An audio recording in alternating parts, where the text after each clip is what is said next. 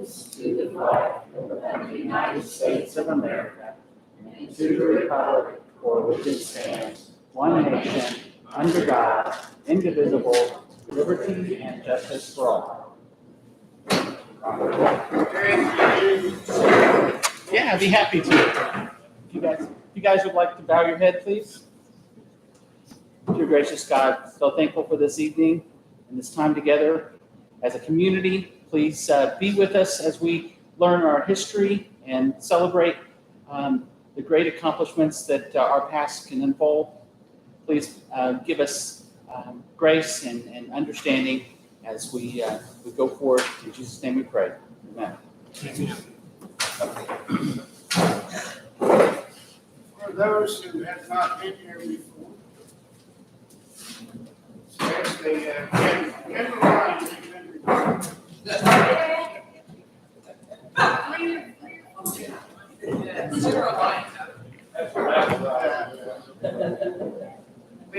My name is Noah Smothers. I started working on this last April, so we've been working on it over a year now.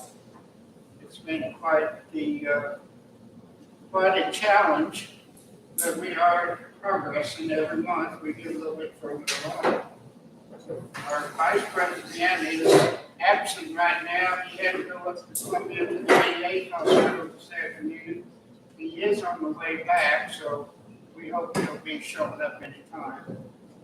This is Debbie Laclede. She is the secretary of our group. This is Teresa Sugar. She is our treasurer.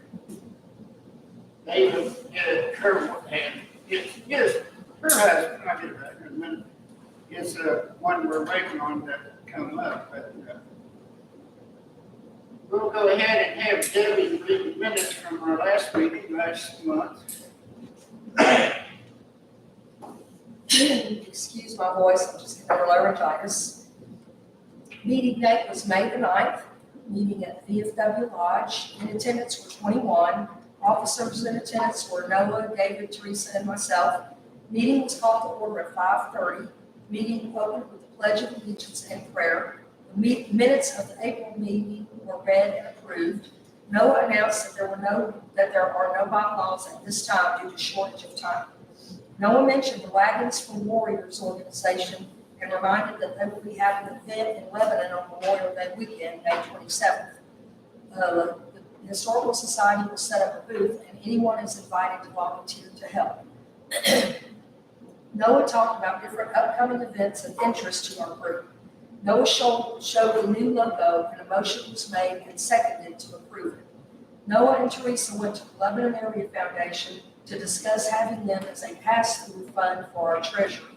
They will charge a fee of 2% per quarter on funds deposited. All donations, membership fees, book sales, etc., would have to go to the LAF, but notated on the check as being specifically for the Historical Society. The LAF board has to have a vote to approve having us. Once we are approved, all activity with LAF has to be recorded in the minutes.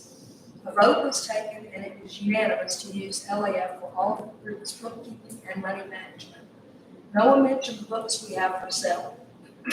He also said that he talked with the newspaper about having a reprint made of some books for the county's 175th anniversary. Noah also announced that there will be an announcement in the newspaper regarding our partnership with LAF and that we are able to accept donations. Noah sadly reported that after the last meeting, Ms. Charlene Hopkins, our guest speaker, had to be airlifted to the hospital in Springfield, possibly due to overexcitement and overexertion following her presentation. He said she is doing well now and we wish her all the best. Noah revealed that he has lined up a guest speaker for our June meeting.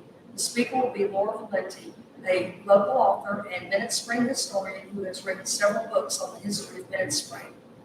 From 6:15 to 7:30, our guest speaker this evening was Dave Jubal. He gave a brief synopsis of what to expect next month at our field trip to Wilson's Creek, and then presented a very informative PowerPoint presentation on the history of Wilson's Creek and some of the soldiers of that battle. We explained about the staff ride and that they had been around since 1905. The purpose of the staff ride was to give new soldiers a chance to learn operational concepts as well as professional and analytical skills on the actual terrain on which they will perform. We will need to meet at Wilson's Creek at 9:30 a.m. Lunch and water will need to be brought as well as bug spray. The meeting was adjourned at 7:35.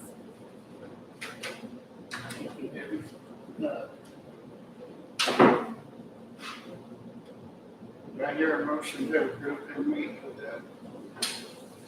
Motion to approve. Motion approved, second. We did have the article in the paper saying that we had been accepted to, by the Lebanon Area Foundation. The purpose of that is that our society would not handle any money at all. Membership fees, donations, even if it's cash, will all go to the Lebanon Area Foundation and they would take care of that for us. So it's like having a bookkeeper that we did pay 2%, but 2% of $1,000 is $20. So very well worth the $20 and have somebody else handle that. What we have to do is tonight, we are going to work on our Constitution and our bylaws. We'll try to go through that as quick as we can. Because we do have to get them finished up. We did go to the Wagons for Warriors. Steve Cole was gracious and allowed us a place to set up in there. We spent most of the day there. If you've never been, it's kind of, they start serving food at 12 o'clock. At 2 o'clock, the food's all gone. And everybody looked up and goes home. Those that arrive after that time, they kind of wonder, well, what went on, what happened? And that's because they're actually kind of showing up after the show is over. And they say, well, I went out there and I never seen anything. And that's because they don't, everybody, most of them guys are traveling. The guy next to us are from way down there in southwestern Oklahoma. As soon as 2 o'clock rolled around, they loaded up and they was headed to their next gig or the next place they were going. So it is interesting. It's a good time. They raise a lot of money for the wounded soldiers. It's actually the largest of its type in the United States. They do have more of them in different places, but this one here draws more people and more wagons than the rest of it. This week, we did have some money sent in to the Lebanon Area Foundation.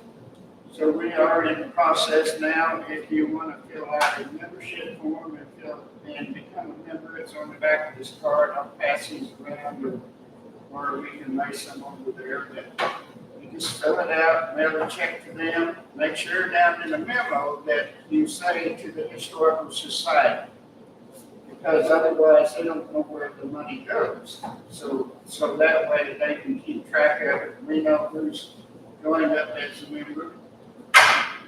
And they'll send us out a report monthly. I think she said that she did.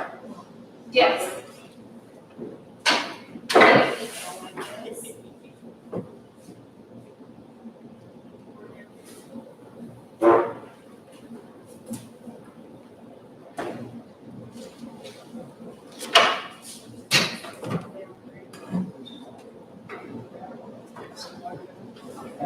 Yeah. Sure, thank you. No, you're fine. Thank you, sir. You're fine.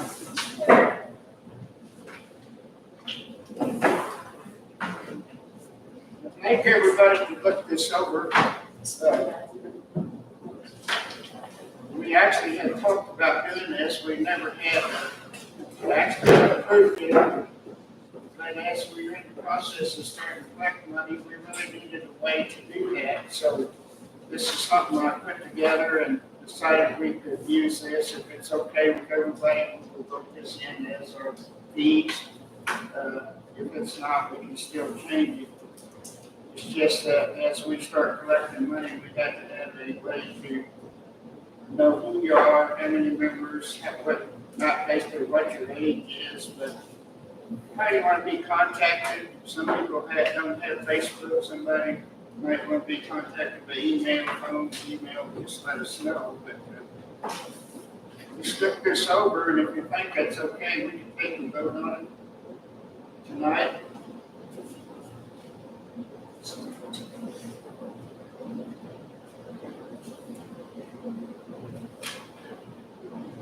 We also did have a donation jar at Wagons for Warriors, where we asked people to donate money so we could give it to them. Means that we were not paying for the use of the space at that time. The space is free, of course, it belongs to the park system, but the guys that organized it do have to, you know, the vendors and stuff do pay fees to set up. So we were able to raise $90 and give that back to the Wagons for Warriors, which would have been more than what we would have had to pay to set up anyway. So that was a pretty good deal there. The other thing we did do our Wilson Creek trip. There was 19 of us went.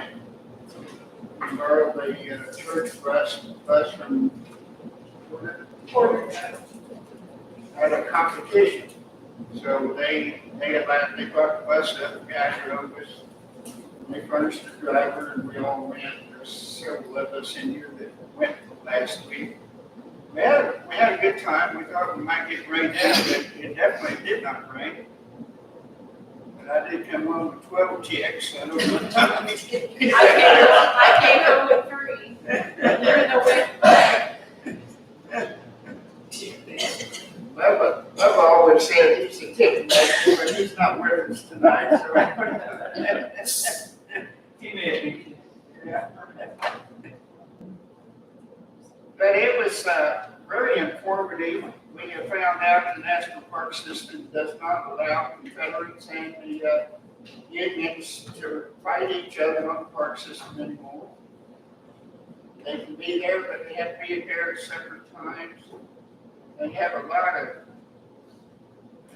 lot of changes to the way they've done things. When they shot the cannons off, they had to be so far out, and it's not quite as fun as if you're just standing there on the side of it. Sure. You know, if they're out there for a long ways. But the National Park System has basically changed some of the rules on the way you can do things. So, but I think everybody enjoyed it. It was a rather long discussion. It was informative and entertaining. There you go. Yeah. It was witty, didn't it?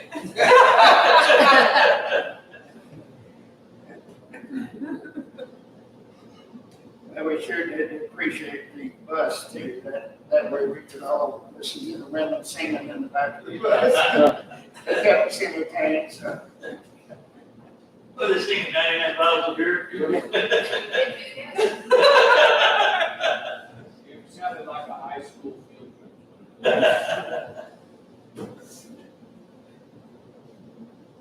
Nobody in the, no women in the bus that were over 29. I feel. Yes. Yeah, that's right.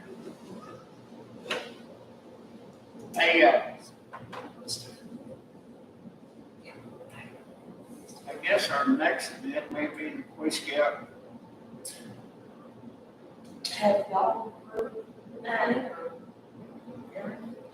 Yes, has Boy Scouts voted to? yeah, we voted to have, I guess, to be a part of it and to participate here at the VFW.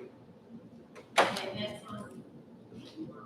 It's the end of the summer here. Let me see here what the date is. I think it's the 15th of October. 15th of October. No, wait, no, that's earlier than that. Never mind. I think we originally were shooting for the 24th of September. Yeah, you're right. It is the 24th of September. I was just kept my calendar was repeating here. It is. You're right. It's the 24th of September. Yeah. That's the Boy Scout, we're gonna have the Boy Scouts here, and we're gonna detect the field out here. Yeah, and kind of let them detect, show them how, history.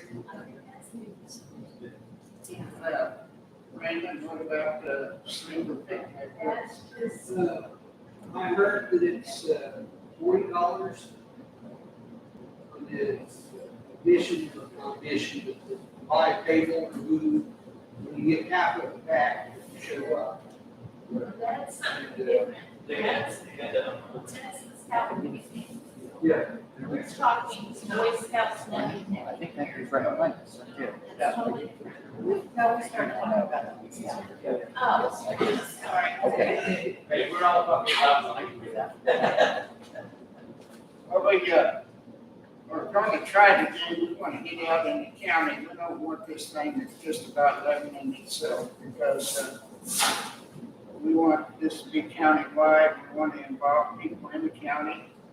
We'd like to have people come from the town, out of town, to come in and talk about the history of their town too. So we're open to other speakers. I've got one guy that's going to come and talk about the Civil War. I don't know, I don't have a date set up yet, but he's actually going to talk about what they did, second great grandpa did in the Civil War. The Civil War was quite a bit of history. Oh, there he is. Larry, you say it's in Columbia, he's coming out of the bar. He's probably been here earlier, but he's probably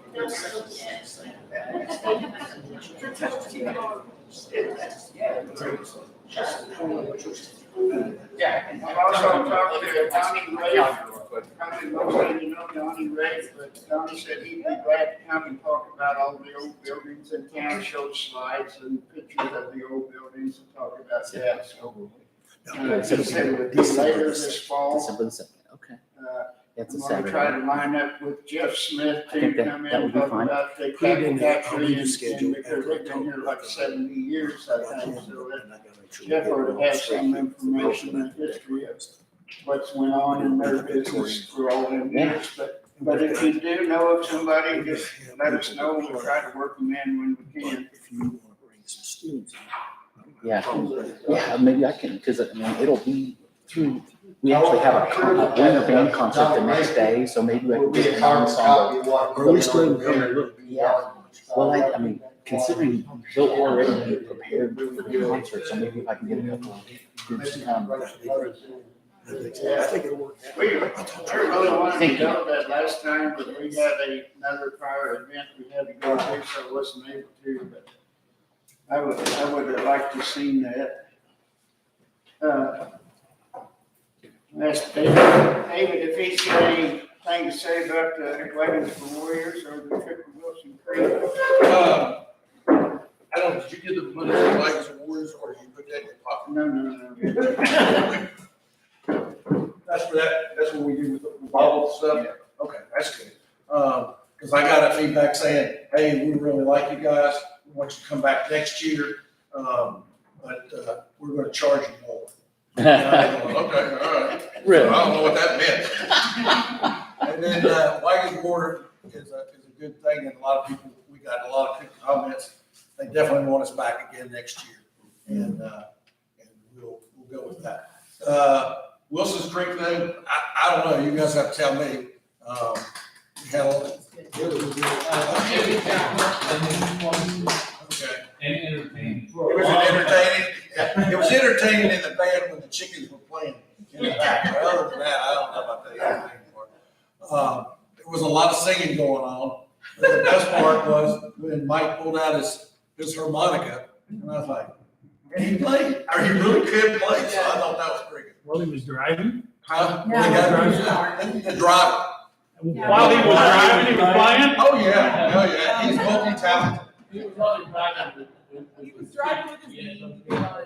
It was good.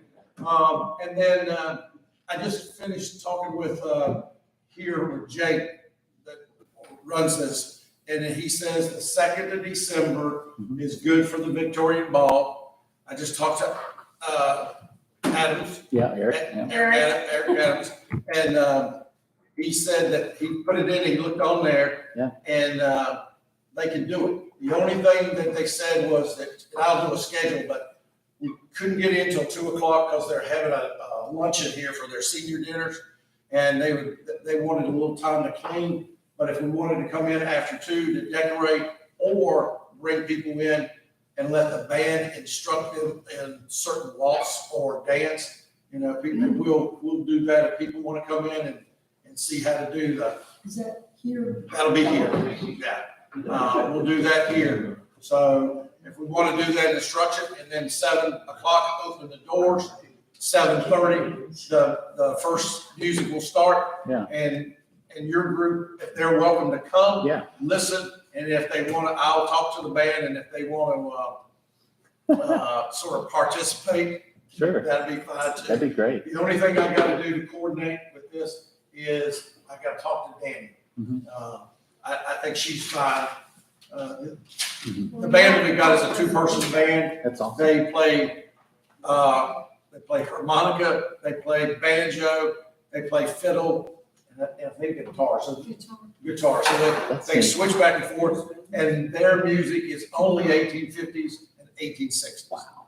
So they do real good. And Teresa and I listened to several bands, and this is Danny works at the library. He's a local guy, and the lady that works with him and plays with, she's been a nurse since Vietnam, and she said I would love to come to here to play for you guys. And so I heard their repertoire. I've got a copy of it. So I think they're good if we want to do this on the 2nd of December. David and Teresa want to have a prior meeting where they'll talk about the type of dress that they wore for Victorian times. They have a bunch of slides and pictures and stuff that they can show, and so we'll try to get that worked in. And actual clothing, it's just education purposes. It doesn't mean that you have to have that attire in order to come to the bar. We've done 3 of these balls before up at Fort Leavenworth, and the first one I saw everything in the world, from tux and tails to prom dresses, and then later on you got people made their own stuff and did their own education. And the second one was different, but there's a lot of, and we don't want to say no to anybody just because you don't have, you didn't make your jacket, your frock coat, or your 19th century dress. So we won't tell anybody no. We'll say, we'll definitely want you to go. I think we can advertise that too that way. Oh, that reminds me, Joanne did write up our meeting that we had. She thought she was supposed to I send thought I that was to supposed to send it to Dan. him. So it's not been sent to the newspaper yet, right? Okay. Well, I got it, and I thought, well, we're meeting tonight, we ought to put something about tonight's meeting in as well. Yeah. So we can make the deadline for the weekend, so.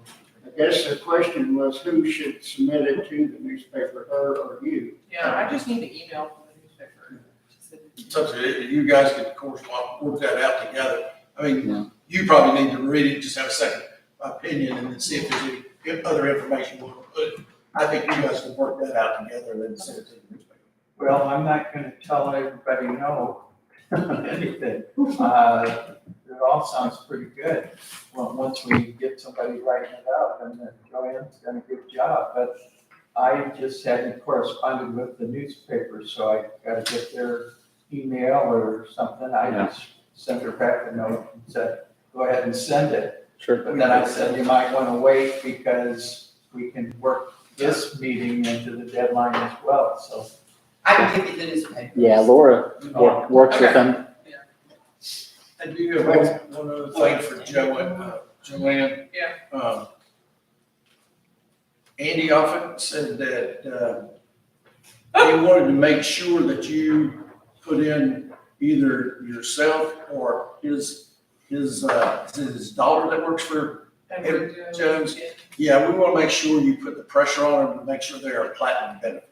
Okay. Okay, it's only $500, but that's. Yeah, yeah. But he said you would, He's you going could, to Malta, so yeah, I'm sure he can pull that. I'm sure he could do that.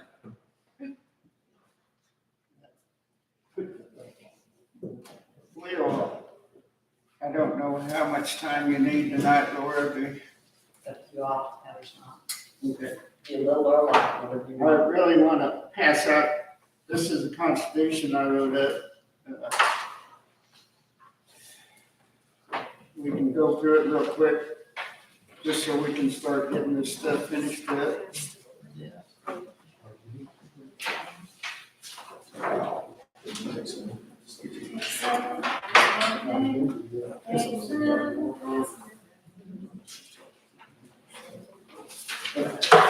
Eugene, do you need a motion to pass this? Yeah. Well, let me know, Yeah. I'm ready to make one. Yeah, Oh, read it first. Thank you. that's satisfactory with everybody to use that. That's a motion. We have to do that, and it has to be recorded in our minutes. No, I had one question on the pamphlet, is that what you're talking? When I looked at it, it said the gateway to Three Rivers. Now, there's a Three Rivers, Missouri, right?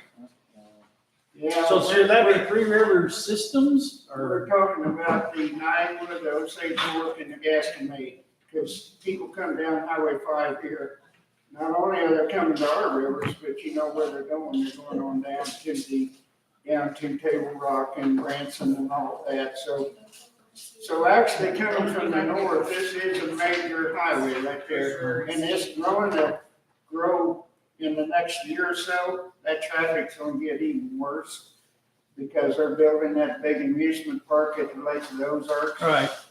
And they're building another Dollar General right here. I'm not kidding, at the end of Golden, whatever it is. Mushrooms. Yeah, Golden, whatever, right here next to Ashley Park. The other thing is, we wanna recognize the outfitters on these rivers, because when they come in here to go canoeing, kayaking, rafting, or fishing, whatever they're doing, most of them are coming here to town too, because a lot of guys that fish or women come to town, their ladies, their wives come to town to shop. Yeah, I understood that. I didn't know if it needed to say systems or, because there's a Three Rivers, Missouri, right? So this would be Three Rivers Systems or maybe Three Rivers is okay though. If it wasn't all capped, it would be, you could do it undercase and that would indicate it's just a description rather than a title. Three major rivers or three, I don't know. Anyway, just a thought. Okay, I got it. On my back.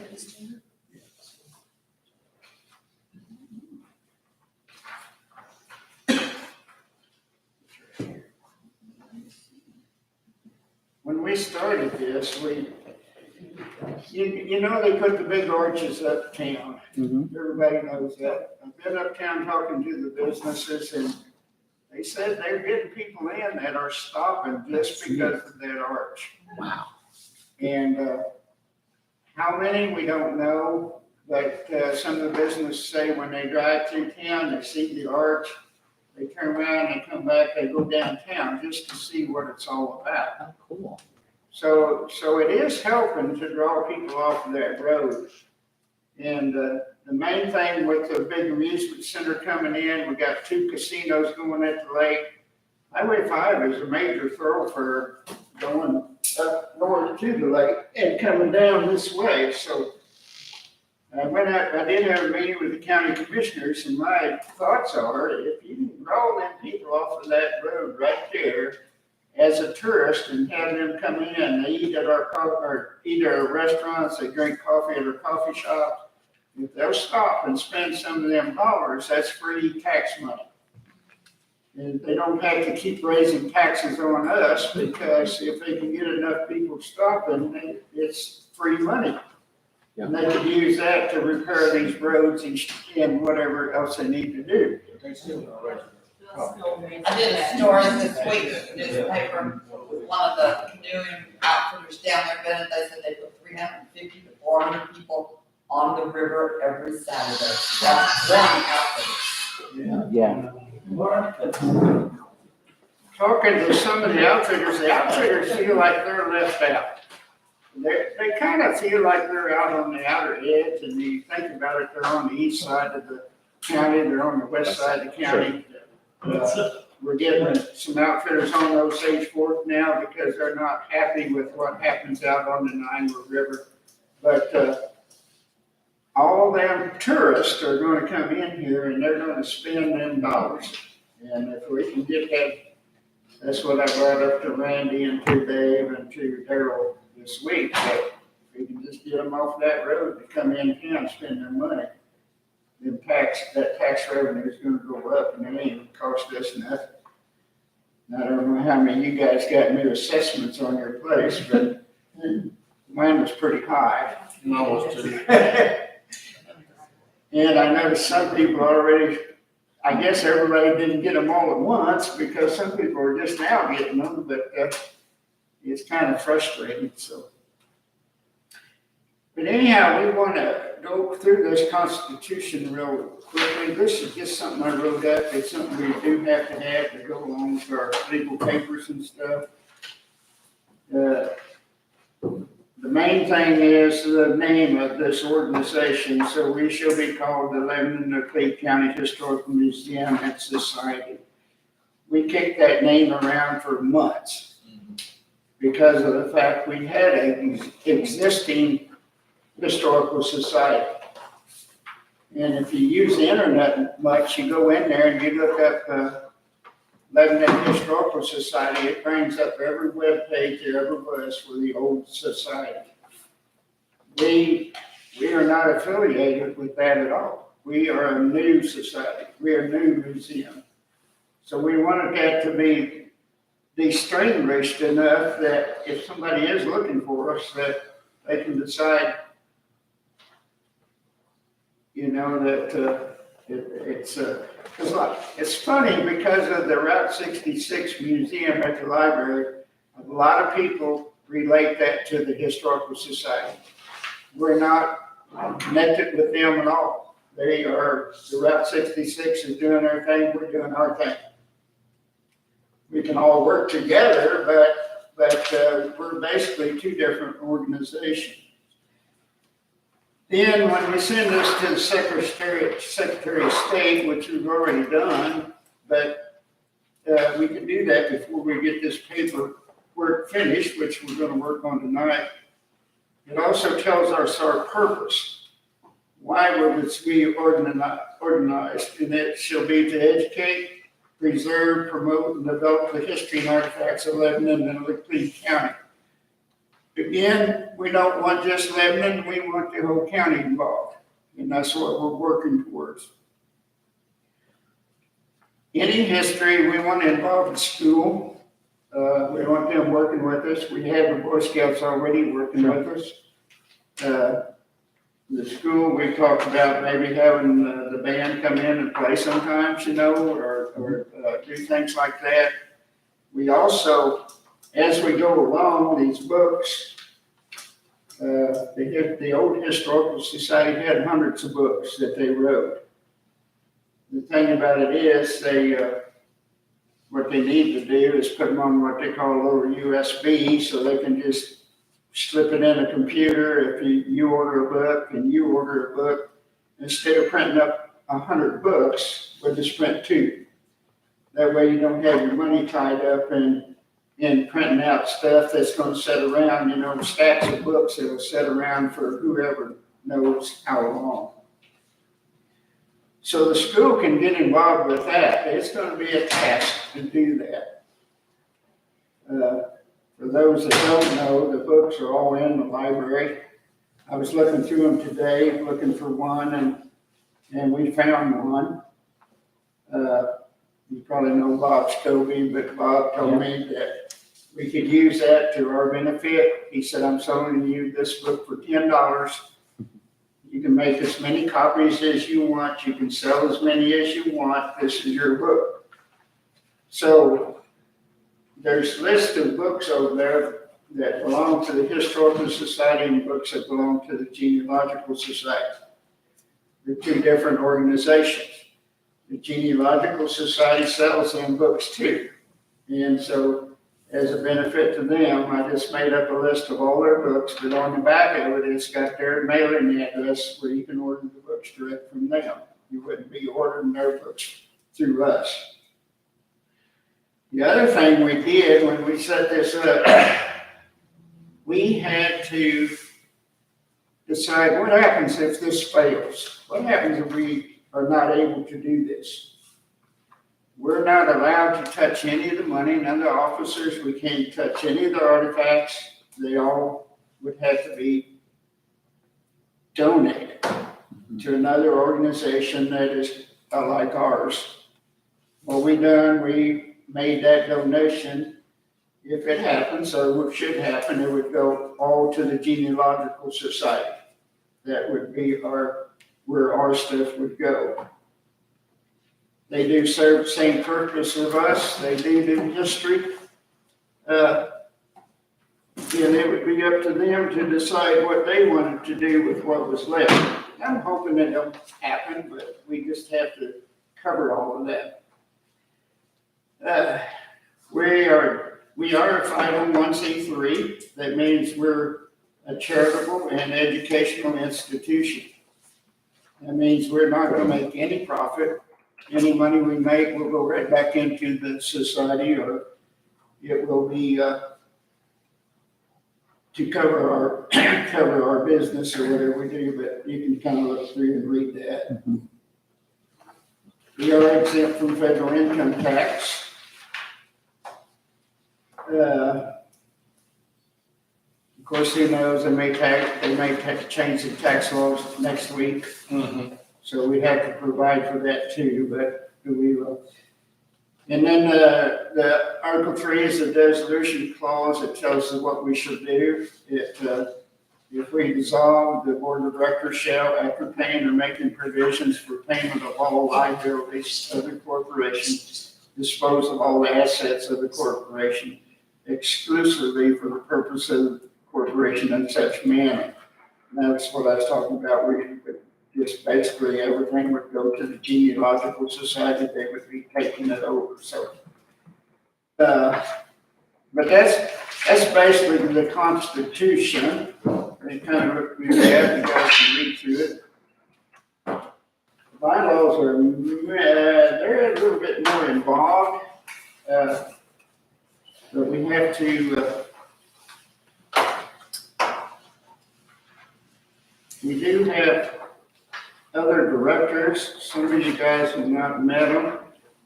As soon as we get through this, then I plan on having a meeting with them too. So it'll be us officers plus the directors.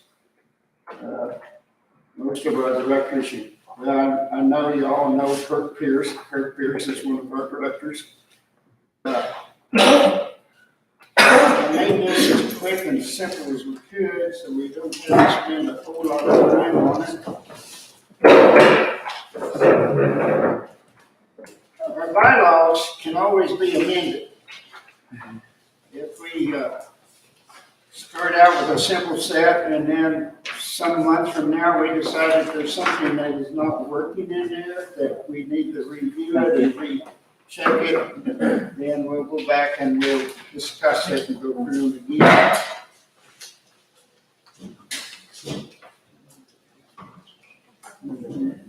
Well, either way.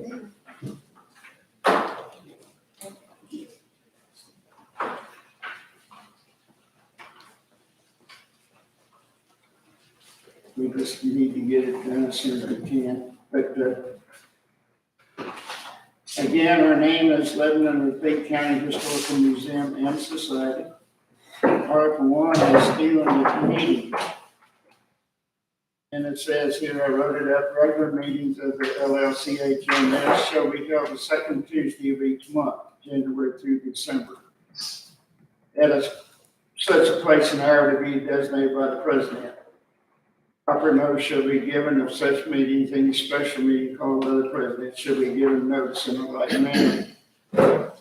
So all that's saying is the second Tuesday of the month is our meeting day, meeting night. But we don't always have to have it here at the VFW, we can move it up. And in fact, we've had some at the library, we've had some at the Joe Knight building. This is our third choice. It's a bigger room, it's well lit, it's easy access for anybody with handicaps.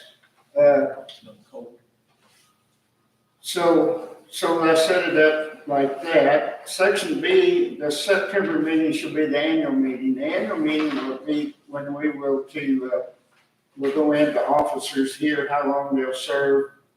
And the September meeting is basically, that will be, it's like, okay, we're having a regular meeting tonight. We know we've got many people that didn't come tonight, didn't show up for various reasons.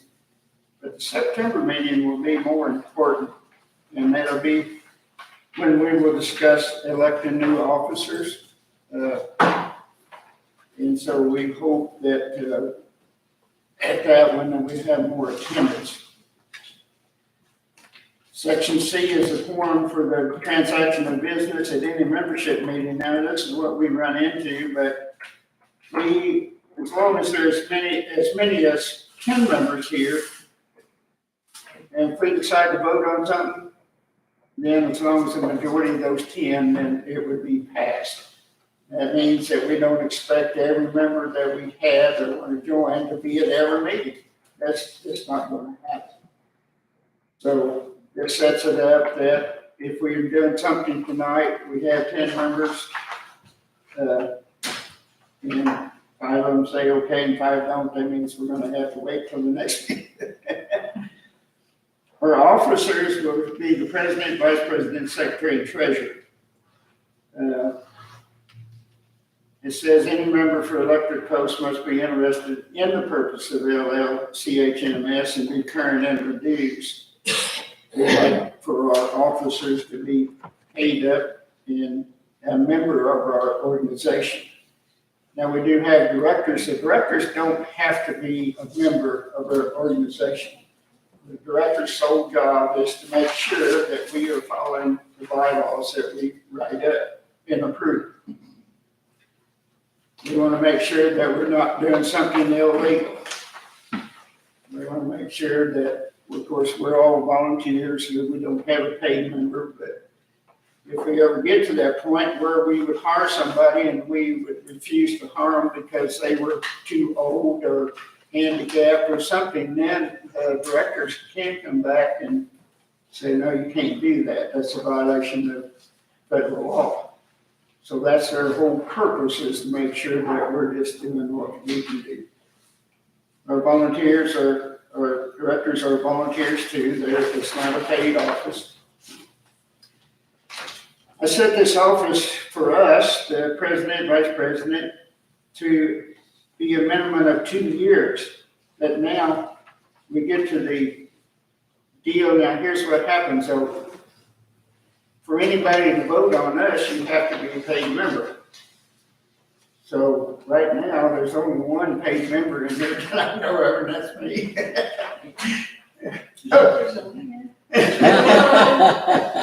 Oh, we threw yours out. But there's a reason for that too. We want somebody that, let's say, David don't want to be vice president anymore. We want somebody that's interested in the society and wants to make it work. We don't want somebody just in here because, oh, I'm a board member, I'm an important person. And so we do want to keep in mind that we're all here for the Historical Society, trying to get it going. And then the duties of the officers, the president shall be the official representative and have power to designate someone to act in his or her place. The president is chief executive officer and shall be an ex-official member of all committees on elections. And it just kind of says different things that we are expected of us. The vice president shall perform the duties of the president in his or her absence. And he shall oversee the programs for the LLCHMS. The vice president shall oversee the membership enlistment and dues collection.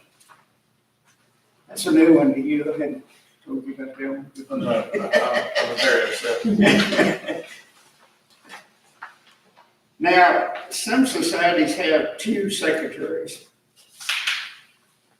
But as we're getting started here, we just have 1 secretary. We may at one time change, and say, well, we need another secretary, and that's where we could come in and amend our bylaws, saying that we decided on this date that we need another officer, or we need to hire somebody, and so at that point, the treasurer shall keep an account of all monies, ensure timely payment of the bills and agreement with approved budget. The secretary is to attend all meetings. Now, what we did discuss last time was that all the money's going to the Lebanon Area Foundation. They can only pay our vendors if me or Teresa says that we have a bill, that Kelly over here, he sent a bill in for $100 for something. Then we have to notify her that we have approved that. That expenditure also has to be voted on all of our members. And that keeps one person from going out and spending money, a lot of money. And that way the board, all the members say, okay, yeah, we approve that. Then back to Melinda. She's the head of the Lebanon Area Foundation. She'll cut it down. The last sentence is about being treasurer. Paragraph. Yeah, I'll only change. Oh, you did? I'm proofreading as we go along, okay? That's it.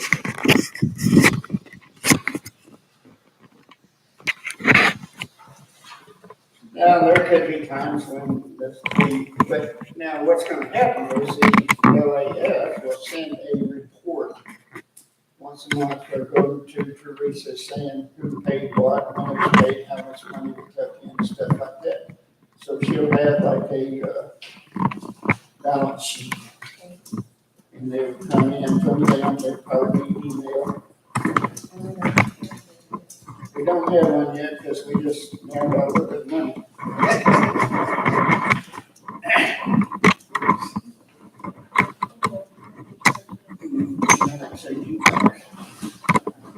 So right now, we have $270 in your account.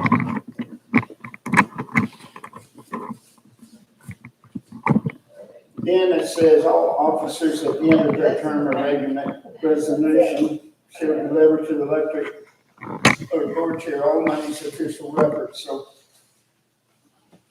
we have found a lot of things that wasn't done correctly by the old society. And one of them was keeping the records. So if somebody comes to me and they say, then all of these records that I have will go to that next person. And it'll pass from person to person forever until we are no longer society. We will have to do an audit.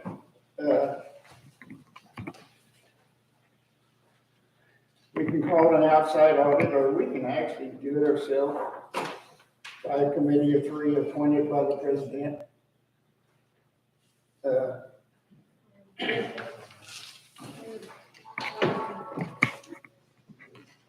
As long as we don't have over $50,000 in our taxes, would this be on a little postcard that we send to the state? That's all it is. We're allowed to have up to that much. If it's over 50,000, we'll have to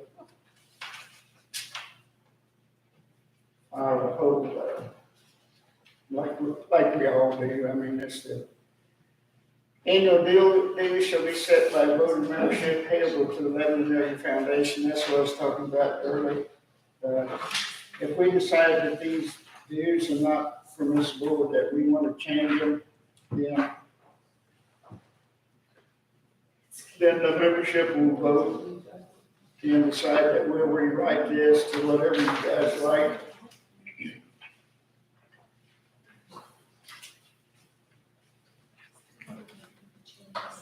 Now we get into committees. We talked about committees. And basically we talked various committees for various activities. Various committees for running to raise money. Committees to run the museum. Committees to research policy. Committees to do research.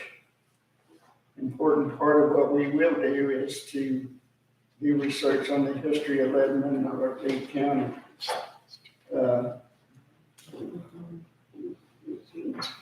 We will have an executive committee. And that's where we will appoint people to do certain jobs, like Greg over there went up and talked to, he went up and talked to the Historical Society at Camden. And, oops, Tina's not here again, man. Standing committees are committees whose function is pertinent to the day or day by management, day by day management. Activities, finance, museum, nominating committees. Committees are considered as membership, publicity, and others appointed by the president.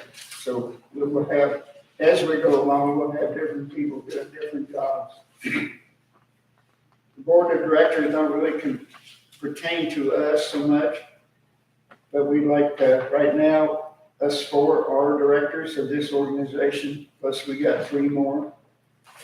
The board should be a continuous body. The board members do not have to be members of this. 4 board members shall be elected each election year for a term of 3 years. Vacancies shall be filled by the procedure used in nominating committees, followed by a vote of the members. The duties of the board of directors shall be to meet and oversee and approve physical operations, and recommend or approve policies and actions for the LLCHMS. The quorum for conducting the business of board of directors shall be 4 of 7 members. The board shall elect one of their members to serve as chairman for a term of 2 years. This shall be done in November of each election year. And the board shall meet at least 3 times a year to conduct LLCHMS business. The chairperson of the board may call other meetings as needed. Nominations shall be made by a committee appointed by the president at least 2 months before the annual meeting. So, when I talked to the commissioners the other day, they had a vacancy on the library board. It just so happened the day that I was there, they brought it up, they never had anybody apply for it. So I wrote down and said I would be interested in getting that piece of paper, and that's all it said. Mm-hmm. But we want people that's interested in filling these jobs. We want people interested in helping us make this work. We want people that want to come and help us do things. Now, nominations may be made from the floor according to the report of the nominating committee. So that means that the nominating committee comes up with a couple of people, but you can also nominate somebody that's out here that you might think that is better to fill that. Candidates so nominated shall have consented to be nominated and shall meet the requirements of eligibility. The commissioners did have one name, but what surprised me was this person never asked they never asked to be on that board. But they said, well, we'll call her and ask her and see if she's interested. And I'm thinking, well, that's not what it's supposed to do. Officers and directors shall be elected by a ballot at the annual meeting. Okay, then our liabilities. Any liability created which is not in the approved budget or approved by the executive committee shall become personal liability of the person or persons creating the same. It should not be liability that LLCHM has. That means that if something is caused by an individual, but the rest of the members had not approved it, then he's just liable for that himself. I do know that talking to commissioners the other day, there was a couple of very, very expensive road equipment that got tore up the other day. And when they were talking about how much it's gonna cost to fix it, it was because of carelessness that this driver had done. But the county's now getting stuck for several $1,000s worth of maintenance and fixing their equipment. And as we don't have much money, we can't be liable for something that somebody else might create or do for us. Then we go back to bylaws may be amended at a regular meeting or special meeting. We just need to give everybody 10 days notice. We're gonna read them at 2 consecutive regular or special membership meetings with open discussion. And then we'll have to approve them with 2/3 affirmative vote of the members present. And that again is just the members at that meeting that night. Such amendments so approved will take effect immediately on the date of approval. And of course, I wrote this up with using the preliminary authority of Robert's Rules of Order, which everybody does. So that's the ones I wrote up. And we kind of rush through them. David suggests that we think about them, we'll go home and think about them tonight, and then if there's something you would like to change or reread or do something, we'll bring it up at the next one. We'll vote on it next meeting with your changes or suggestions. But you have to be a member, you gotta get your dues in before the next meeting. Yeah, I just turned mine in. I'm gonna Well, change it. and when you write out your check, you have to write it to Lebanon Area Foundation, not the Laclede, Yeah. not our name, because the Lebanon Area Foundation is taking care of it for us. Didn't much of it. So down in the little note area, memo area, thank you, Pat, that's where you put our name.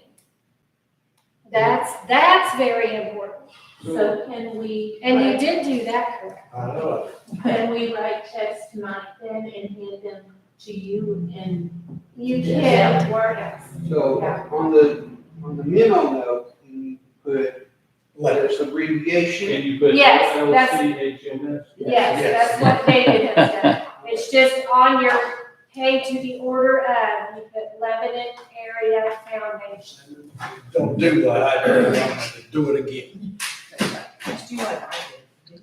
And they're also known as Or we LAF. can take it. They also go by an abbreviation LAF.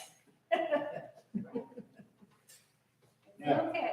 Now, you already tore it up, but Linda did tell me that if somebody writes something like that, that she would have to sign underneath it. Underneath it. Oh, my. Exactly like that, and then she could sign underneath it for deposit.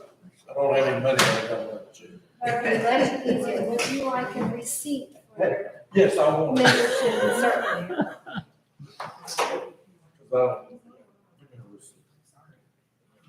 I don't think this is next. Well, some people want a receipt whether it is or not, right? So they have proof that they paid. Yes, yes, they do.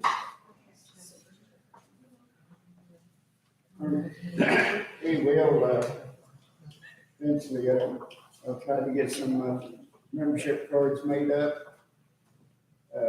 One thing we'll have to watch is if you mail your money to them, we'll have to make sure that you get credit, so we know that you have paid your dues. Because if we are having a vote, it will be for paid members only. And so if somebody's, you know, as long as you got your membership paid in, then we know it. Not quite sure how it's all gonna work right now because it's very, very new to us. But I hope by next, oh, she got her seat book right here. There you go. That's for me.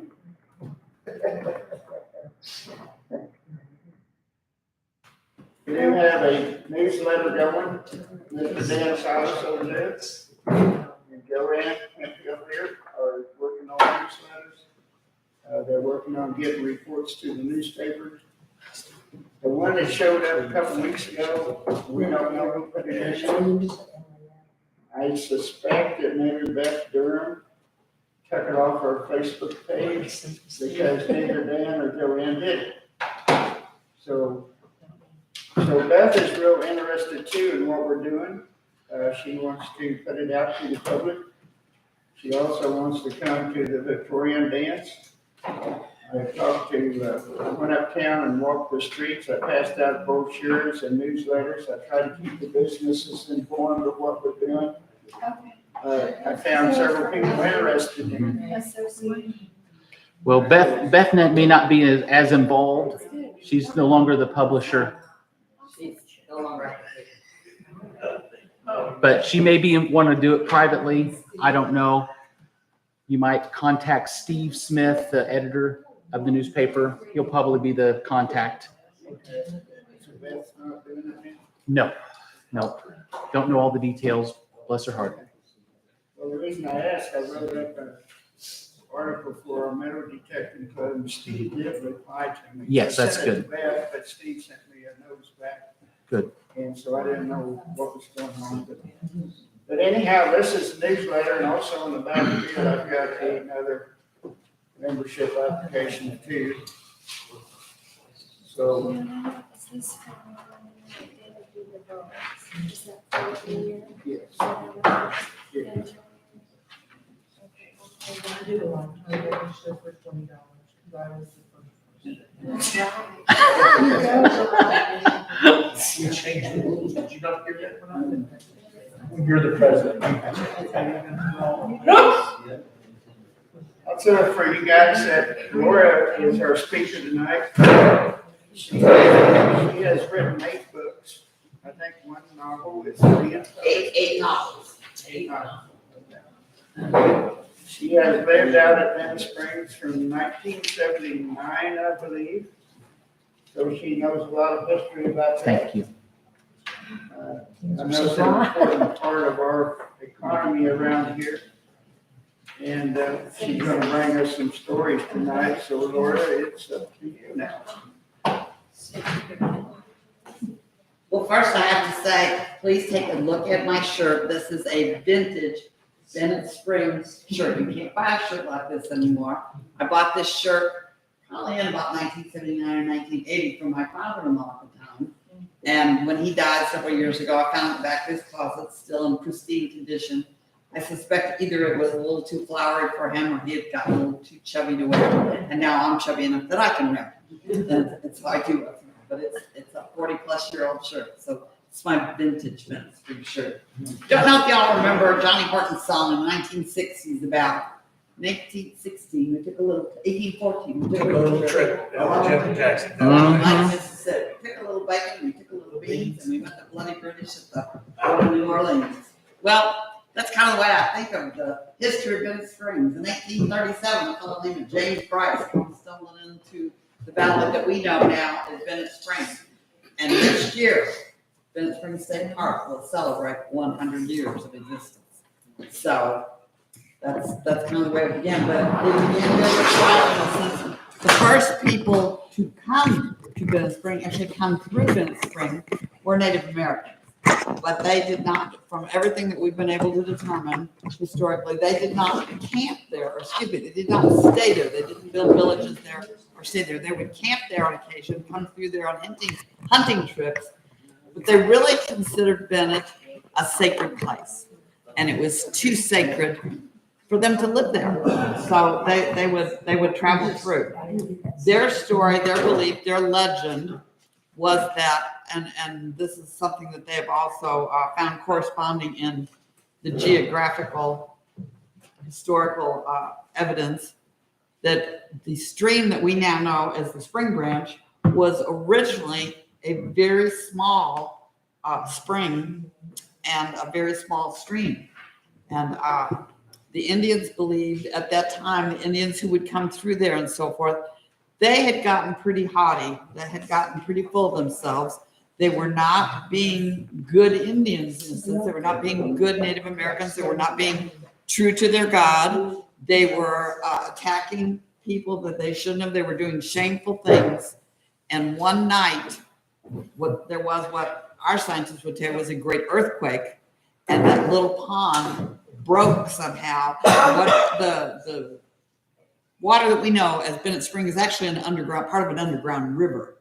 And so in the earthquake, it suddenly became the spring that we know today, which puts out 100 million gallons of spring water a day.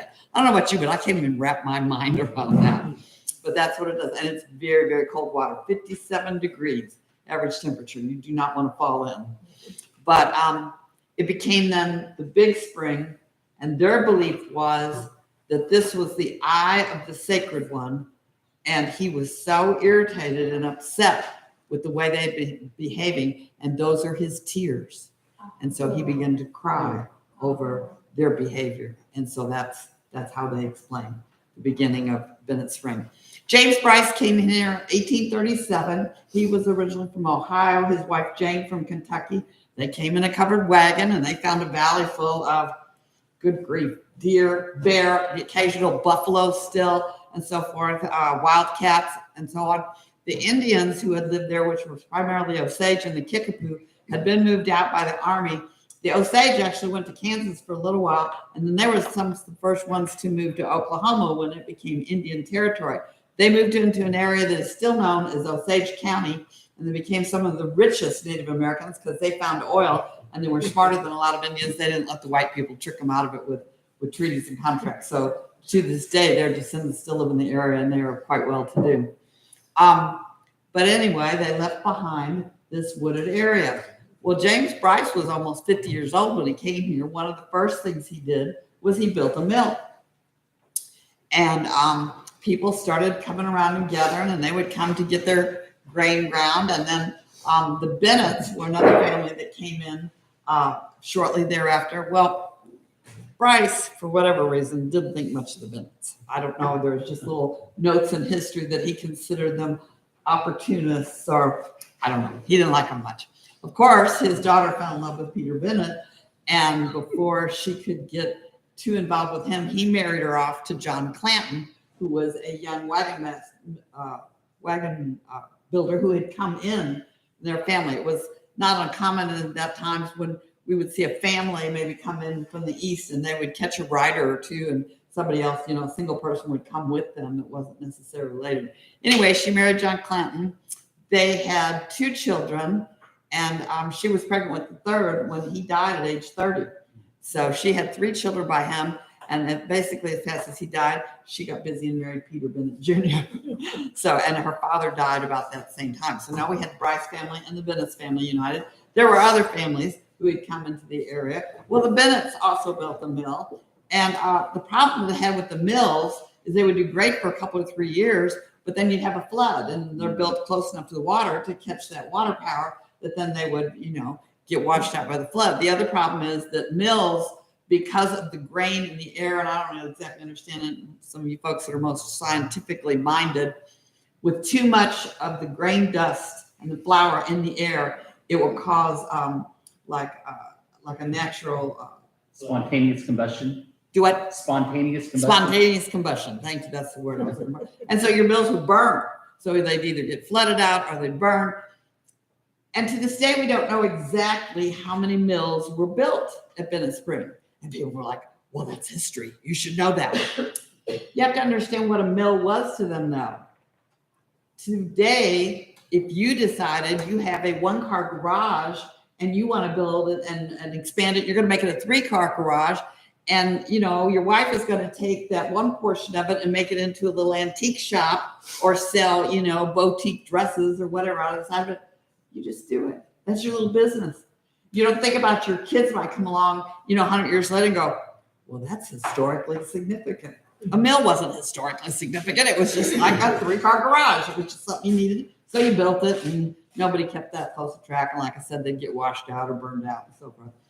There was talk that but this time about the 1860s, then about 20 years later, we have the Civil War. Now, Bennett, for the most part, escaped most of the ravages of the Civil War for the simple fact that they weren't near a railhead, they weren't near any major highways, so the troops moving through, which Lebanon was notorious for, they kept switching who was in charge.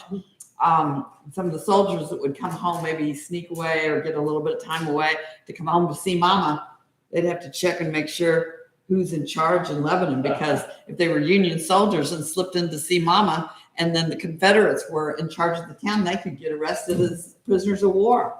So, had that business going on. Peter Bennett got some flack about, there was some rumor type thing that he, conscripted or helped both sides, and that, he wasn't true to one side or the other. Let's think about this.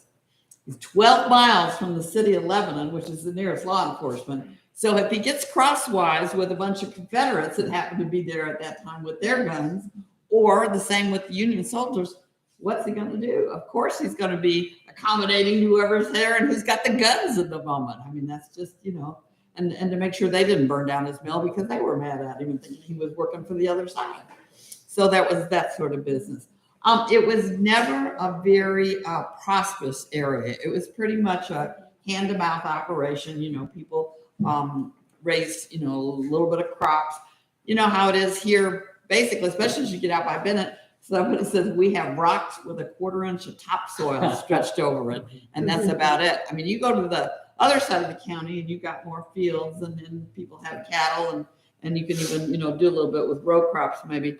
But point out in the western part of the county, it's rocks and rocks and water and rocks, I have written 4 historical novels. That's these 4 blue-green ones up here at the top. And what I did was, because I had worked for the newspaper here, I had written multiple newspaper articles and magazine type articles. We had a publication here for a while in about 1989 called Briarwood.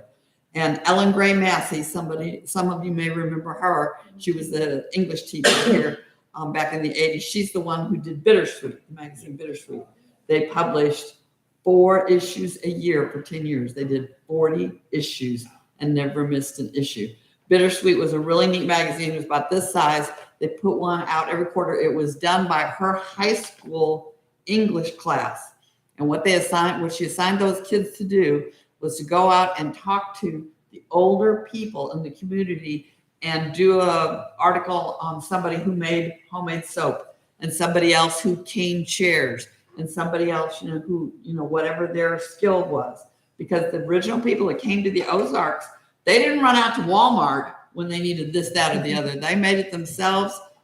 Sometimes they got it out of the Sears, the Montgomery Ward catalog if they were lucky. But a lot of times they didn't have the money for that, so they had to come up with their own ways of making things.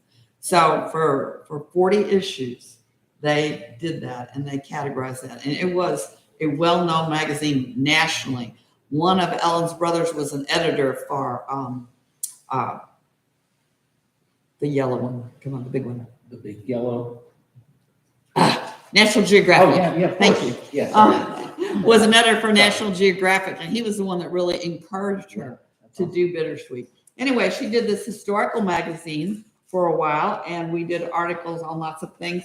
And so I did 2 articles on Bennett Spring and its history, and I brought them along just if anybody would like to come up and look at the pictures and so forth. I was looking at some of these and remembering one of them talked about there were area residents down around Bennett who did fishing trips and would guide fishermen who would come down from St. Louis or Kansas City, and they'd go on a 2 or 3 day float trip on the Gasconade or the Niagara all the way to like the Ozarks something. One of those gentlemen was a gentleman named Ott Sweeney, and he was still, I believe he was still alive when we first came here. Warren talked about meeting him a couple times. His great-granddaughter is Dr. Katie O'Quinn, who is today the Lebanon High School principal. So it just comes all the way down. She was at Johnston. But anyway, so I brought those as the, just if you want to look at some pictures, what I started to tell you about these 4 novels, what I did, because I had done these historical articles, I wanted a way to share that history with people, especially people, coming and visiting, like the tourists you talked about. We have now have had for several years now what they call the winter fishing program, which is the catch and release. The first few years we were here, like in the 79, in the early 80s, they didn't have it, but they started that, and that brings people in. I walked in to the park store one Sunday afternoon when 2 of the gals that I knew were working there, and it was just dead quiet in the store. They said, well, we just had somebody in here and they were asking about the history of the park. And all we have is this kind of dusty little pamphlet that the state puts out. And then one of them says, you're a writer. Can't you do something about that? Write us a history with it. And I was like, oh, yeah, right. I said, girls, it has been a long, slow day at work. And Warren and I were there to go on a walk, and we went on a walk for about an hour. And when we came back, I said, I know how to do it. And he goes, what? I said, to write a history of the park, but it needs to be a historical novel. And I said, I'll write it about a family that was living here in the park when it first started. But I said, I can incorporate all the history into it. And I said, I know the history, I know the story. And he just looked at me and said, you're crazy. Which he has said that we'll be married 53 years in August. He said that a few times over the years. That was January of 2010. At Hillbilly Days in June of 2010, I was selling copies of The Heart of the Spring. And that is the first of the 4 novels that I've done. The Heart of the Spring was set in 1924, just when there were starting to be rumors circulating that the state might build a park here. And there was a group of people in the area, in the Bennett Spring area, thought, this will be great. It'll bring in more people, more money. This area needs to build up. And there was also a group that went, no. We don't need all those strange people coming in here. That's going to ruin our town and just ruin our area. So you had these 2 groups, and they were real. So I put them into one family.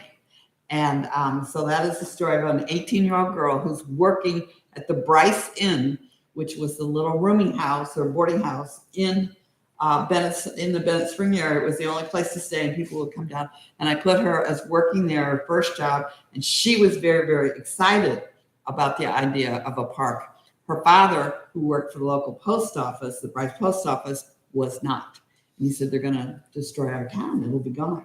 So that's the essence of that story. The irony is that, yes, the town of Bryce was gone by the 1930s. However, the Bryce Post Office continued to operate until 1965, even though there was no longer a town of Bryce. And what I have done with each of these books is at the back, historically speaking, I've listed out like 3 or 4 different incidents that were actually then incorporated into the fictional story. And then I also put a short history of the whole area, starting with the Indians and coming all the way through. And I've done that with each of the books, because the next book then I set in 1935, which is when the CCC was there. And of course, we all know the people who put the stone on the bridge. They built the dining lodge. There's still a few of those stone water fountains that they've run, and they built 6 tourist cabins. Unfortunately, those tourist cabins and even some of their water fountains and that have gone by the wayside. I mean, they were built from 1933 to 1937, and so they have, no longer endured. But some things like the dining lodge are still with us. There's big controversy when I wrote this book too about, well, what are you going to say? Are you going to say that the CCC built that bridge, or the truth about it? And blah, blah, blah. And so I looked into it a little bit. The CCC, Civilian Conservation Corps, was Roosevelt's answer to help save families in these areas. The farms had failed. There was no money. There was no crops. And families were on the verge of starvation. You had thousands of people in the Midwest that were looking at starvation. They formed the CCC, and they made sort of like camps, almost like summer camps. They took young men from age 18 to 30. They gave them uniforms and they put them to work. They did a lot of the smaller roads. They came to places like Bennett Spring and built trails, built the dining lodge, built cabins. They did all kinds of things in the, I think it's called the Paseo, I'm not sure the exact name, but in northern Arkansas, there's another big place in one of the state parks, and it's real famous for the things that they built there and so forth. But these were basically farm boys, they weren't expert builders, most of them. They got paid $1 a day, so $30 a month. But when they signed up, they signed that $25 of that 30 went home to their families. They got $5 a month. But the CCC was paid for the uniforms, gave them a place to sleep, fed them 3 squares a day. They didn't need much money, but that money, the $25 had to go home to their families, and that saved their families. It saved thousands of people in this area from starvation. So when I wrote the second book, it was about the CCC, and I had to have a way, though, to get a girl, because I already had a guy here from the family from the first book. So, and I wanted to continue with the same family. So I was like, how do I get a girl to come with the CCC? Because the CCC was all gents. But there are 250 documented cases during the Civil War of women who dressed as men and went to war with their brothers or their husbands rather than stay home. Because, like, you think of a young couple, the husband goes off to war. Who's going to farm? How's she going to eat? So she dressed as a man and went along.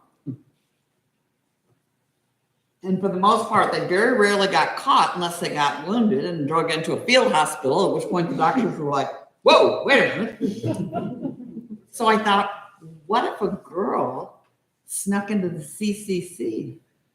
And so in this family, I had, what I did was I had a set of twins who were 20 years old, a guy and a gal, Jesse and Jessica. And he was all set to go to the CCC, and he was very excited because Jesse and Jessica were 20, their grandmother, and then their 2 younger siblings were all together, and they were trying to, hold everything together. These 2 20-year-olds. So he was going to the CCC, and he thought, this will be great. I'll have money for the family. And the week before he was to leave, he broke his leg in a wagon accident. So he's like, just like we would be now. You don't want to go to the government and say, I can't go, because, boy, then it'll all be messed up. You'll never get back in. So he convinced his sister, we look enough alike in the face. I'll cut your hair real short. We'll put a cap on you. And you just have to go for 6 weeks, sis, and pretend to be me.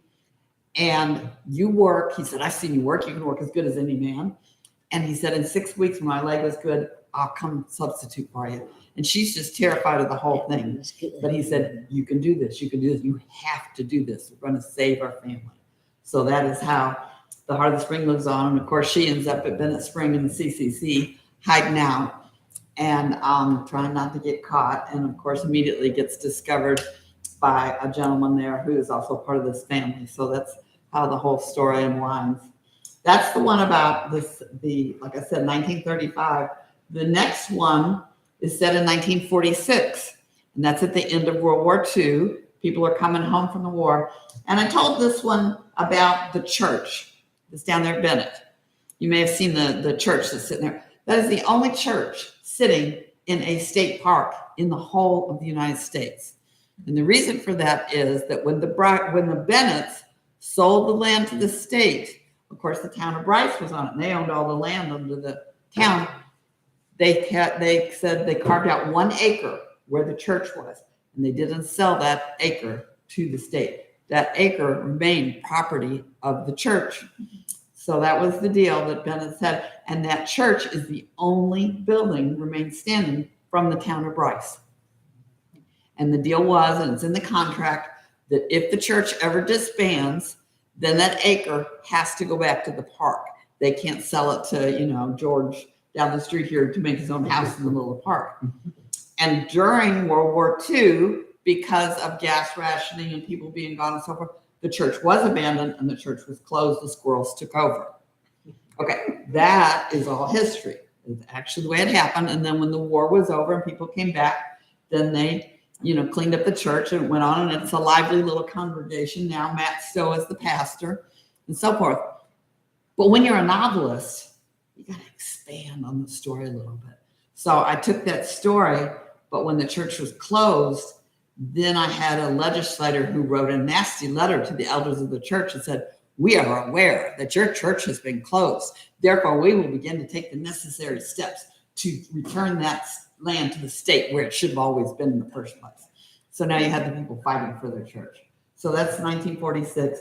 And then the next one was set in 1967. And, you know, everybody else had to suffer through the 60s. We had to live through it, everything from Haight-Ashbury to the hippies, the Vietnam War, and so forth and so on. So, you know, the people of Bennett Spring didn't escape that. And a teenager from Bennett ran away to California because she thought life here was just way too boring. So she runs to California, but she gets out there to Haight-Ashbury and gets in the middle of that whole thing and decides, this is not what I bargained for. And she has to get back. And she gets back just in time to get involved in the construction of what's known as the Sportsman Chapel out there, which is the Catholic Pavilion, which is on the hill when you're going down in. And that land was donated to them, to the Catholic Church. And so she gets involved in the building of that. I would like to write one more, and I have one more kind of set in my head. It has not happened because the last 2 years I have spent more time, courtesy a guest of Springfield Mercy Hospital, than I care to even think about. Last year I was in the hospital for 7 weeks straight at one point.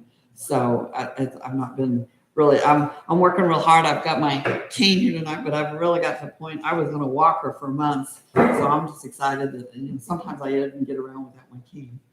But I have 3 other novels here that I've written. I worked 10 years for the Laclede County Sheriff's Department, and I ran the county jail for 3.5 years. And as I tell people, yeah, I know you want to see Arnold Schwarzenegger when you think about who runs the county jail. But I said, 50-year-old grandma can get a lot done too, because when those boys start messing up, you say, hey, nuh-uh, I don't think so. Don't even think about it. Move along. You know, and I had more trouble with 3 male commissioners and 18 male jailers that worked under me. I had a lot more trouble with them than I ever did with prisoners. Prisoners know their place, so to speak. And when you bark, they snap too. You know, the others, not so much. But anyway, 3.5 years was enough. And after 10 years at the sheriff's department, when I left, they said, well, Laura, why are you leaving? And I said, 10 years is long enough to be in jail, baby. So that was my answer. But anyway, and then the last novel that I just had published this 2 years ago, this last 2 years, is called Las Palomitas. Now, this one is obviously totally different than all the rest. This is the first novel I wrote 30 years ago. My husband and I were in El Salvador in 1979 and 80. We were Peace Corps volunteers there. We lived there for 3.5 years. Our 2 oldest children were born there.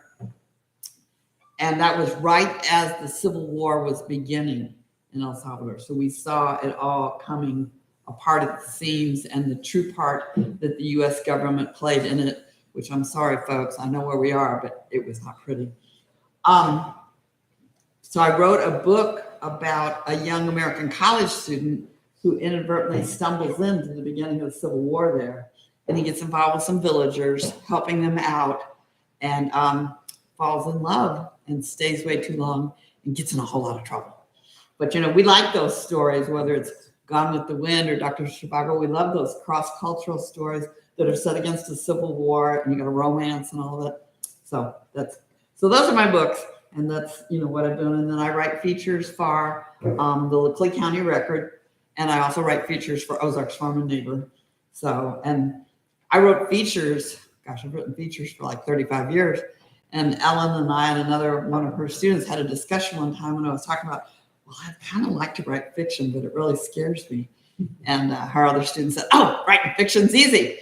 And I said, no, it's so much easier to write a feature because like I go to see Debbie and I wrote a story with Debbie about the treasure hunters. You know, you go out, you talk to this person, you take the notes, you go home, you write it down. It's that's easy.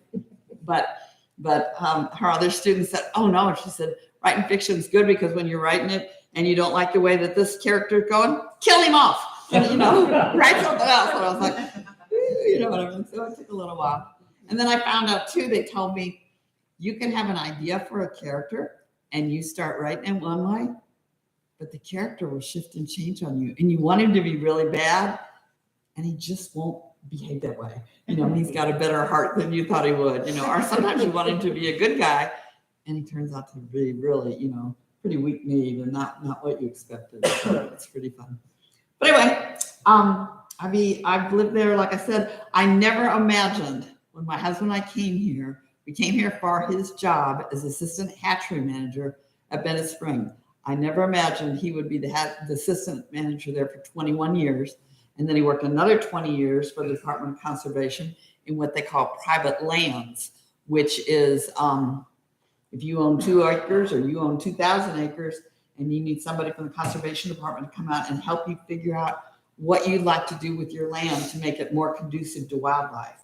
A lot of, especially non-resident landowners, people from out of the area, they'll buy a couple hundred acres to hunt on or whatever. They want doves, for instance, they want quail. Okay, and they want quail back on the land because quail are native to the area.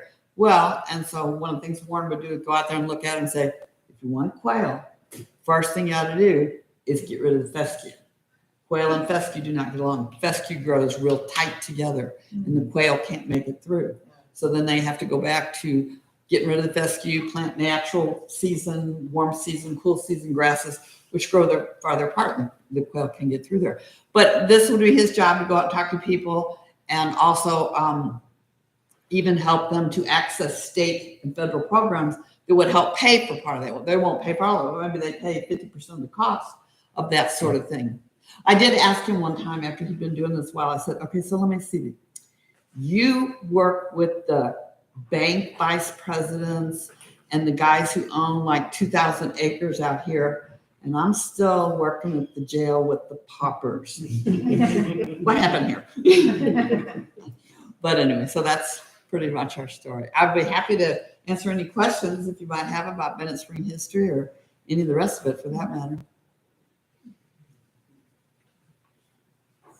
I have a question. Oh, sorry. Go ahead.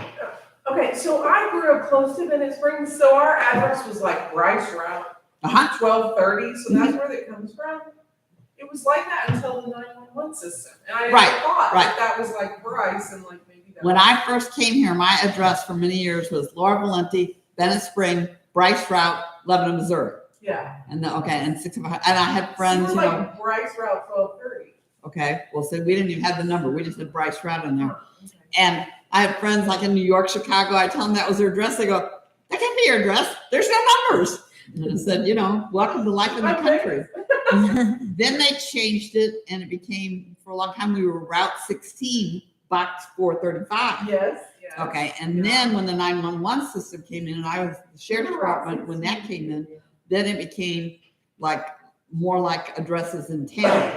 Now, and I can tell you about this is, all right, you can tell immediately an address if it is a 5-digit address, like mine's 25698, you know immediately that's in the county. If it's 3 or 4 digit, you know immediately that's either in Lebanon, Phillipsburg, Conway, it's in a town. Okay, so that's your 3 and 4, 2, 3, 4 addresses. And the way they tried to set it up with 911 is that your roads that run east and west would be the ones that start with A through L. And your roads that run north and south would be the ones that go M through Z. And the way that it was supposed to be designed was that then, especially like your emergency providers, could know immediately when you said, like my address, on Mississippi you drive, they go, okay, we know it's north and south, it's going to be in midsection of the county, that sort of thing. The problem is this whole system originated in Iowa. And Iowa's roads run east and west, north and south. True, they run on section lines. Well, good luck here in the Ozarks because you're hard pressed to find a road that runs true east and west. If it's more than a quarter mile long, I'm telling you, it goes east, then it goes north for a little while, then it goes, west, and like a piece of spaghetti. Industry Road, and literally my nearest neighbor is over half a mile away. Yep. And I'm like, industry, like really? Oh yeah, well, and some of the names, the county commissioners hired a company out of Columbia, Missouri to provide the names. And again, you had to provide the names that went with the east and west, north and south business. And some of the names they came up with, like ostrich and equestrian, I was like, Normal Drive. well, the one that made me mad, I tried, and we got them to change some of them.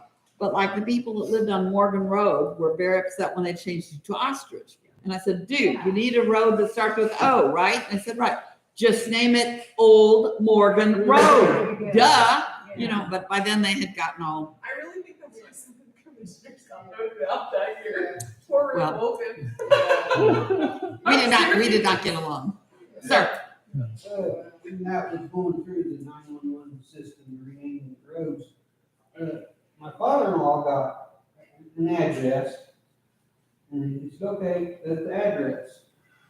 It was X-Rail Drive.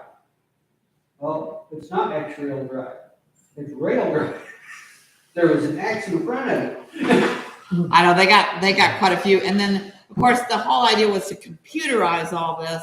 And so much of it, when I started the sheriff's department, we still had like our jail rosters and everything. We just had them on clipboards by hand, so we were also at that point just getting into the whole computer system. I worked for Sheriff Dotson and also for Sheriff Frinkle. And I remember Dotson looking at me one day going, Laura, the whole world has gone to computers and I don't even type. And I said, I know, that's why I have a job. But yeah, so there was a lot of transitioning for all of us. When, I know trout are not native to this area, but I know the water is cold enough and that's what they need. When did they decide to bring the trout in and start a fishery?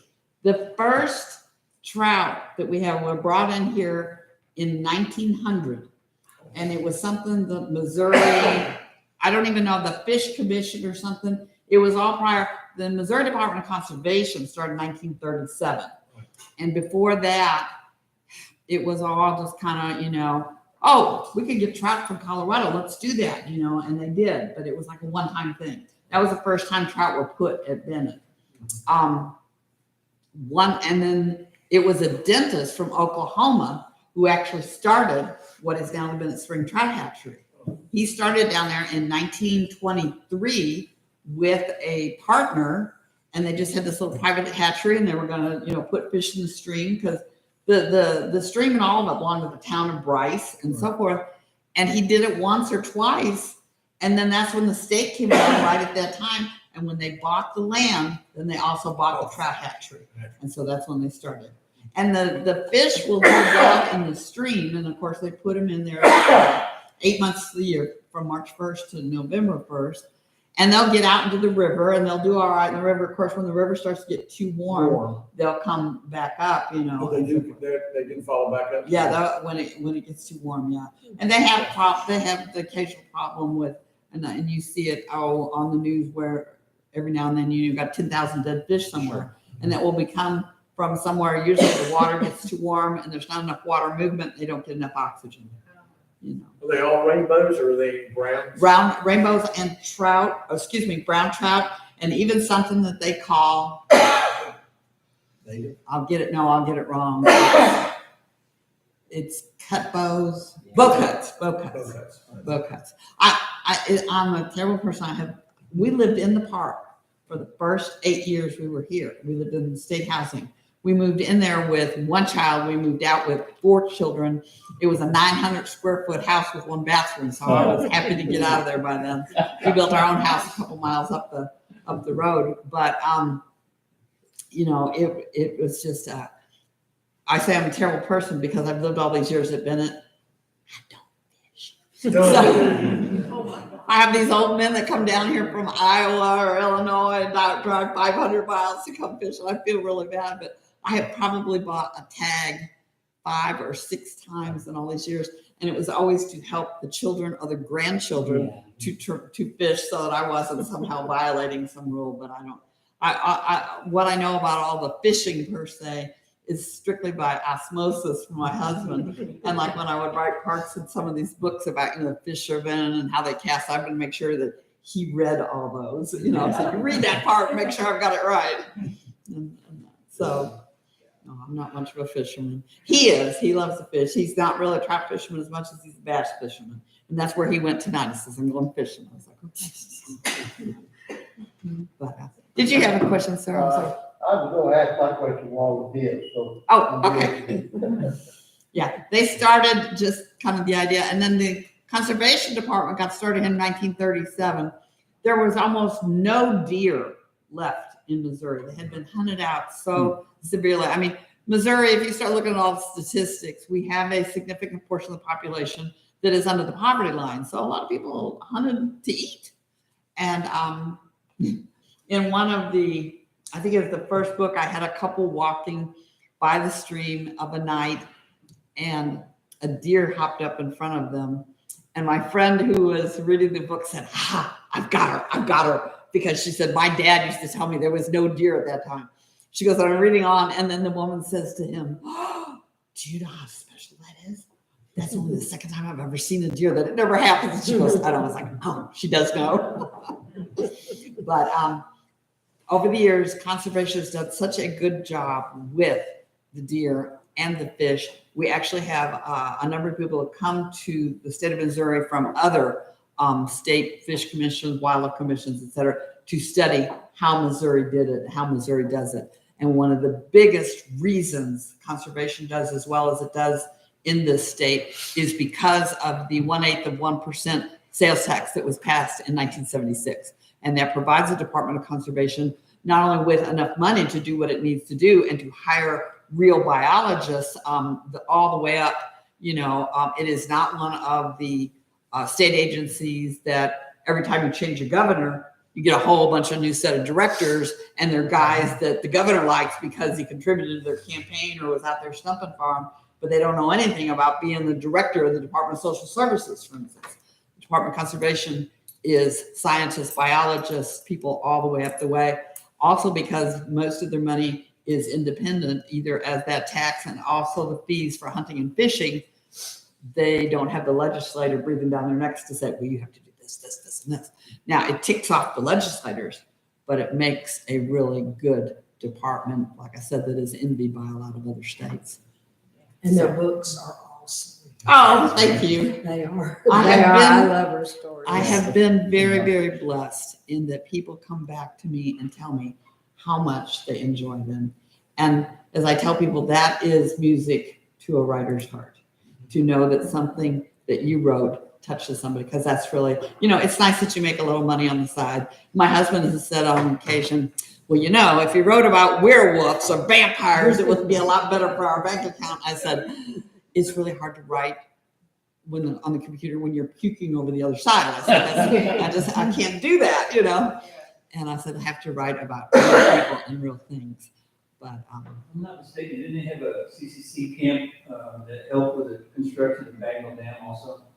do what now? I'm sorry. Didn't they have a CCC camp that helped? Oh, with the I'm construction of sure. Bagnell I'm Dam? sure they probably did. Yeah, they were in a lot of places, and unfortunately now that's history that is just evaporated. So few people know about it, and you say to, like, when I've done programs for high school kids, you say something about the CCC, and they're the C what? They have no clue.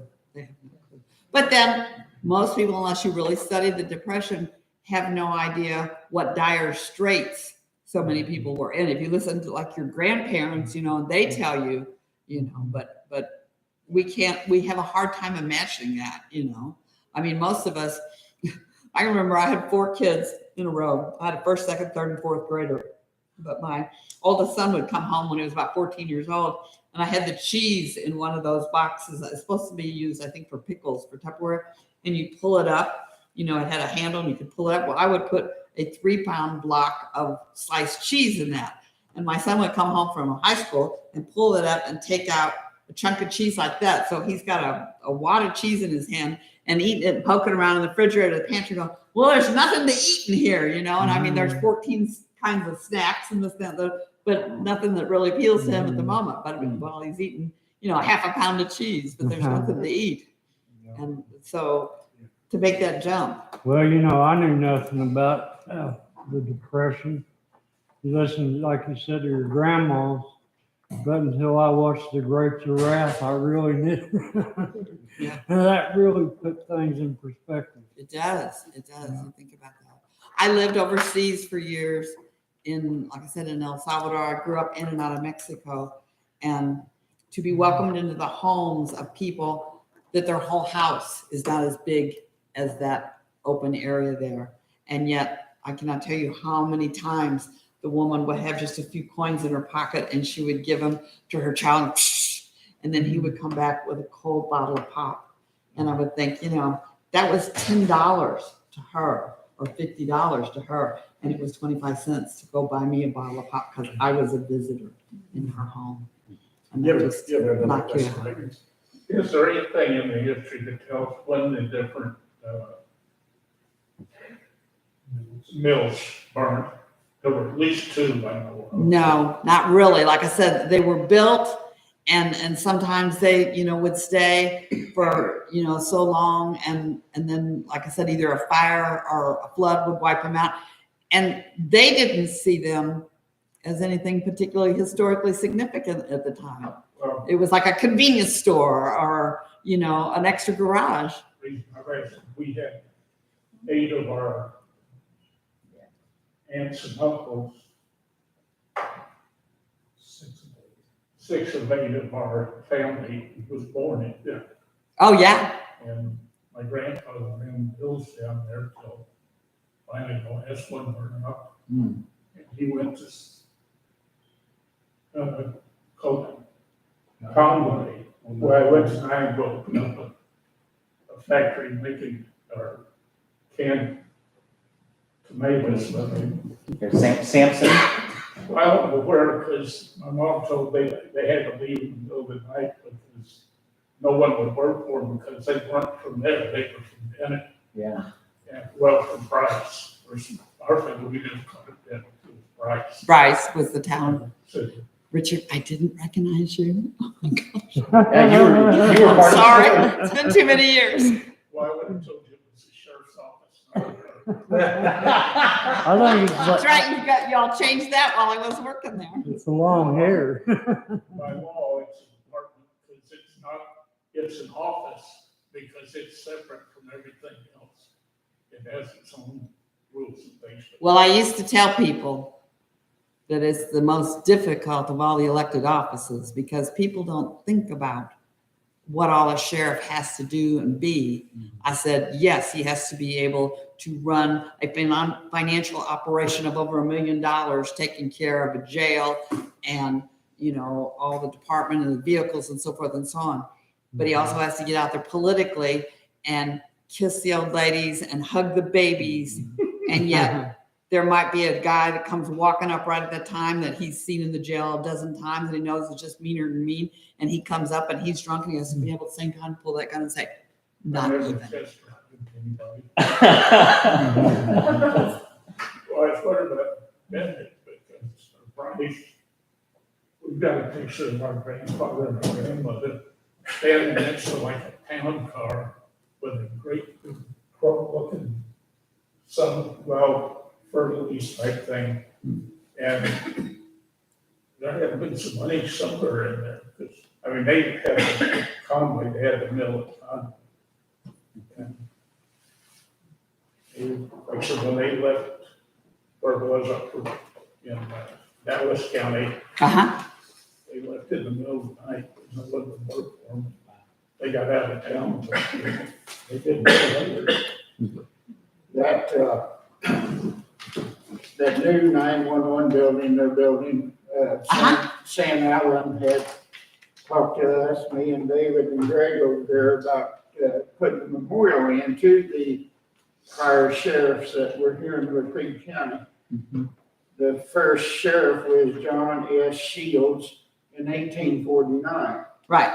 I ran into one of his, would be, I think, 4th great-granddaughters, works up there in the First Baptist building. Oh, wow. She had asked me for a picture of him. Nobody had one. And so for several months now, I've looked and looked and looked, and we have now located 2 pictures that's on Ancestry.com. Oh, wow. That they claim as him. Now, I couldn't tell you one way or the other, but I took them up today and gave them to her, and she just thought that was so great to see a picture of her 4th great-grandfather. So what else will know the difference? Well, Sam's grandfather was one of the sheriffs there back in the 30s. And I wrote him into one of the books too. Just, But history is something that always interested me. I'm not from here originally. I came down from Overley, Missouri, up north of Columbia. Me and my wife moved here in 1979. And we just stayed, kind of like you did, Laura. You come here in 79 and you stayed. We just liked the area. We liked the scenery. We just I don't know, we just never have decided that we want to go back. Some people, you know, when they move into a new or a rural area, they find it really closed and guarded.